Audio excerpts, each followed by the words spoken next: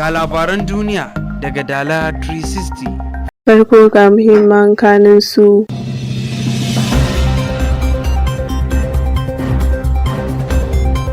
Ministan wutar lantarki ya ce suna baiwa jama'a haƙuri game da ƙarancin wutar lantarki a Najeriya.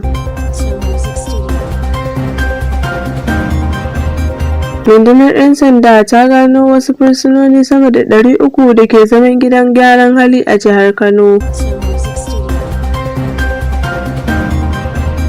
Ƙetare Majalisar Ɗinkin Duniya ta ce Sudan na gab da zama ƙasa mafi fama da yunwa sanadin yaƙi a duniya.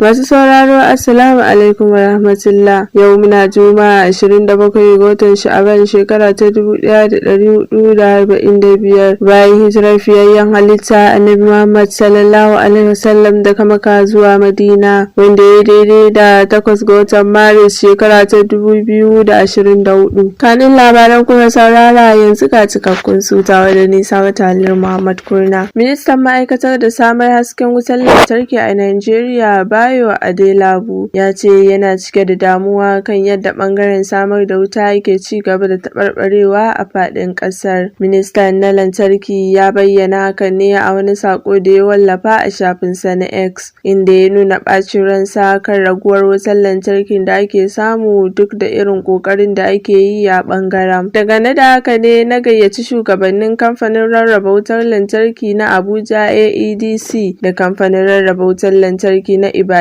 IBEDC da kuma babban daraktan kamfanin rarraba wutar lantarki ta Najeriya TCN zuwa wani muhimmin taro. Inji ministan ya ce makasudin kiran taron shine tattaunawa kan taɓarɓarewar wutar lantarki a yankunan su da kuma ganin an samar da mafita mai ɗorewa kan hakan. Minista Adelabu ya ce ma'aikatarsa ta yi ta matsawa masu samar da wutar lantarki da su ƙara ƙoƙari a ayyukansu, abinda ya samar har aka ƙara ƙarfin megawatts na wuta zuwa 4,000.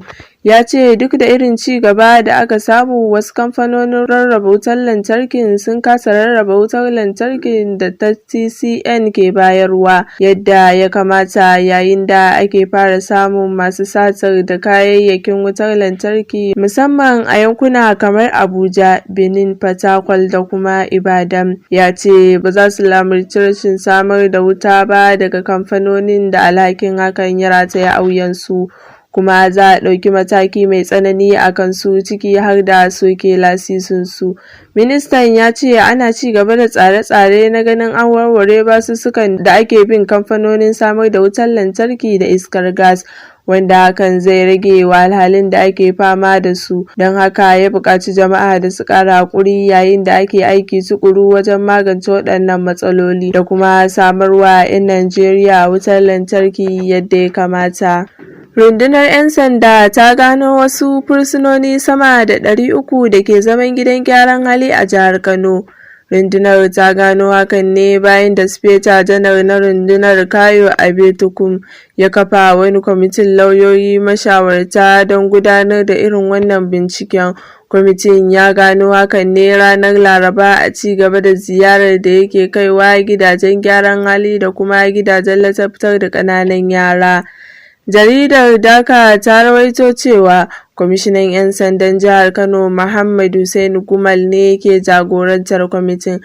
Aikin kwamitin shine gudanar da bincike domin gano laifukan take haƙƙi na mutanen da ke fuskantar shari'a, manya da kuma ƙananan laifuka. Fursunoni na zaman yari ba tare da hukunci ba. Da yake jawabi ga manema labarai bayan ziyarar, Gumal ya ce aikinsu shine gano irin waɗannan laifuka, rubuta su da kuma miƙa su ga hukumomin da abin da ya shafa domin ɗaukar matakin da ya dace. An gabatar da wasu fursunoni da ke jiran shari'a na tsawon shekaru a Kurmawa. Wani jami'in gidan yarin ya ce mafi yawancinsu an kawo su ne ba tare da shaidar kama su da laifi ba.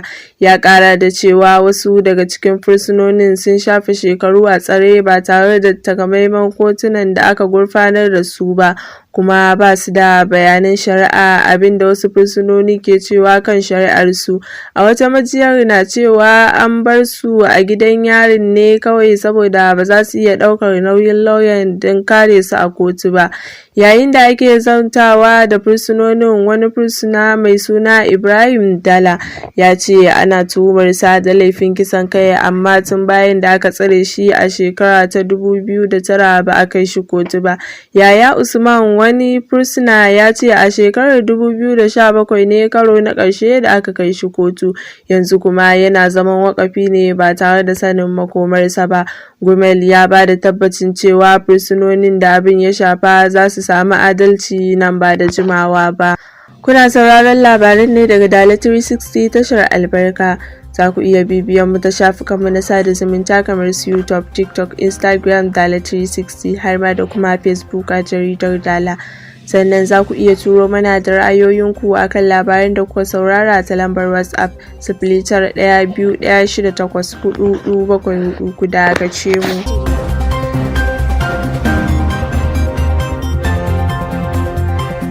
Barkanmu da dawa, yanzu labaran zai dora. Daga kasashen ƙetare, Majalisar Ɗinkin Duniya ta ce Sudan na gab da zama ƙasa mafi fama da yunwa sanadin yaƙi a duniya.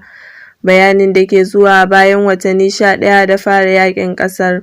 Rikicin da ke tsakanin jagoran gwamnatin sojin ƙasar Abdel Fattah al-Burhan da shugaban rundunar kai ɗaukin gaggawa ta RSF Mohammed Hamdan Daglo ya rakume rayukan dubban mutane tare da rusa a ƙasar da kuma durƙusar da tattalin arzikin. Yaƙin na watanni 11 ya raba mutane sama da miliyan 8 da mahallinsu, abin da ya sanya yaƙin matsayin wanda ya fi kowanne ya haddasa hijira a duniya. Da take jawabi, shugabar hukumar samar da abinci ta Majalisar Ɗinkin Duniya Cinde ta ce a yanzu yunwa ita ce babbar barazanar da fararen hula a Sudan ke fama da ita. Shekaru 20 da suka gabata, yankin Darfur shine mafi fama da tsananin yunwa sanadin yaƙi a duniya. Sai dai yanzu akwai yiwuwar yankin ya yi kunnen doki da Sudan. Cinde ta nuna takaicinta kan yadda duniya ta manta da Sudan da irin tsananin da fararen hular ƙasar ke ciki, duk a sakamakon yaƙin da za a iya magance shi ta hanyar maslaha. Duka-duka a nan muka kawo ƙarshen labaran, sai dai kafin mu yi sallama ga bitar wasu daga cikin labaran da kuka saurara.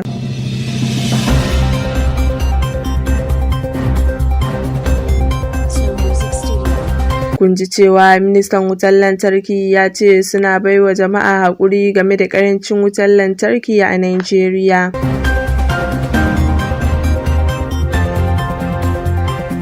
Rundunar 'yan sanda ta gano wasu fursunoni sama da 300 da ke zaman gidan gyaran hali a jihar Kano. Daga ƙetare, Majalisar Ɗinkin Duniya ta ce Sudan na gab da zama ƙasa mafi fama da yunwa sanadin yaƙi a duniya. A madadin sashin labarai da al'amuran yau da kullum na Dala 360, musamman wanda ya tattara labaran Kabiru Sulaiman, sai wanda ya tace su Mustapha Abdulmumin Gadi-Gadi, Umar Ishaq Umar Sharda ya sada ni da ku. Sai ni da na karanto Saratu Halil Muhammad nake cewa ku ci gaba da kasancewa da Dala 360 tashar albarka.